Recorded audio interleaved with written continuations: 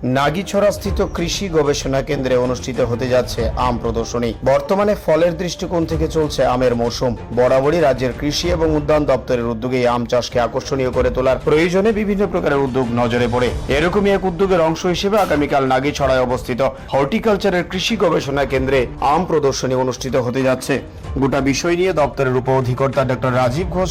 দাবি করেছেন, বর্তমান সময়ে প্রায় ৩৫০টি প্রজাতির উপরে আম ভারতবর্ষে বাণিজ্যিকভাবে চাষ করা হয় এবং এই নাগিছড়াতে 50টার মতো প্রজাতির আম চাষ করা হয়েছে, যেগুলোর উপর আগামী দিন প্রদর্শনী করা হবে। সাধারণ মানুষের উৎসাহ বর্ধন করার জন্য এই প্রয়াস বলে অভিমত দিলেন শ্রী ঘোষ। তাতে আমাদের যেমন বাজার যেরকম একটা উর্বর হবে এবং বাজারটার মধ্যে অনেক বৈচিত্র্য আসবে, কাস্টমাররা এখন কিনতে পারে, ক্রয় ক্ষমতা অনেক বেড়েছে ত্রিপুরাবাসীদের, এবং তার জন্য আমরা চাইছি ব্যাপক হারে বিভিন্ন ধরনের জাত, যেরকম আমরা রেড পালমার, ইয়েলো পালমার, তারপরে বাংলাদেশ থেকে আমরা বাড়ি 4 এনেছি, কাটিমন এনেছি, এইগুলো মিয়াজাকি তো আছেই। তো তার মধ্য দিয়ে আমরা যে একটা আমের যে একটা বৈচিত্র্য, একটা ডাইভার্সিটি আমরা আনতে পেরেছি রাজ্যে, সেই ডাইভার্সিটিটাকে প্রদর্শনীর মধ্য দিয়ে আমাদের মাননীয় কৃষি ও কৃষক কল্যাণ দপ্তরের মন্ত্রী উপস্থিত থাকবেন এবং তার মধ্য দিয়ে আমরা এটাকে প্রচারে আনতে চাই এবং এটার এই বিভিন্ন জাতের, দেশ বিদেশের জাতের চাষের ব্যক্তি ঘটানোর লক্ষ্যে আমরা এই প্রদর্শনীর আয়োজন করেছি।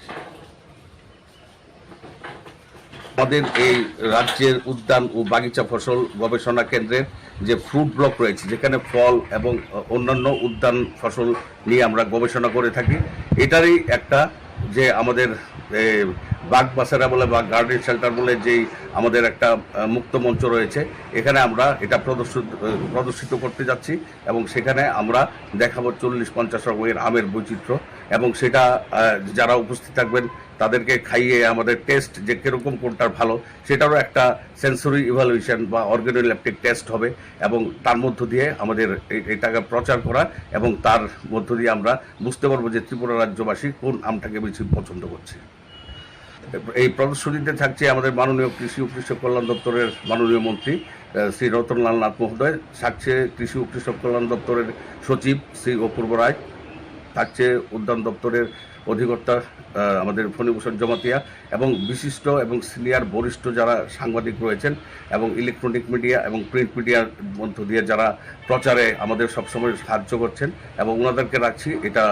ব্যাপক হারে প্রচারের উদ্দেশ্যে নিয়ে যাওয়া। সেটা আমরা চাইছি আগামী দিনে যেন ব্যাপক প্রচারের মধ্য দিয়ে আমাদের ত্রিপুরা রাজ্যের যারা আম চাষি যাতে উপকৃত হয়। আম ম্যাঙ্গো ডাইভার্সিটি শোর ছাড়াও আমরা বিভিন্ন উদ্যান ফসলের আমরা বিভিন্ন ধরনের উন্নত প্রযুক্তি এবং চারার প্রদর্শনী করব এবং তাতে যাতে অ্যাজ এ হোল হর্টিকালচার উদ্যান এবং বাগিচা দপ্তরের যাতে আমরা আরও কৃষকদের কাছে আরও কাছে যেতে পারি, সেটাই আমাদের লক্ষ্য। Bureau report, Tripura news 8।